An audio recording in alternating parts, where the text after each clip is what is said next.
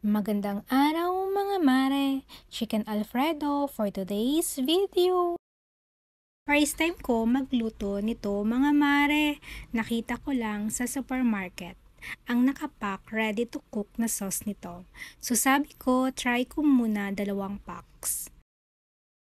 Plan namin panghanda sa birthday sana ng dada, kaso may pasok noon so wala na time magluto. Kaya ngayon lang namin naluto, hehe.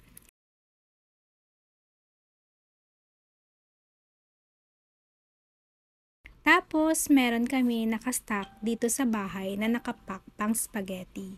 Kinuhanan ko muna yung noodles niya, tinansya ko lang ang dami, siguro mga less than 400 grams kinuha ko sa 1 kilo.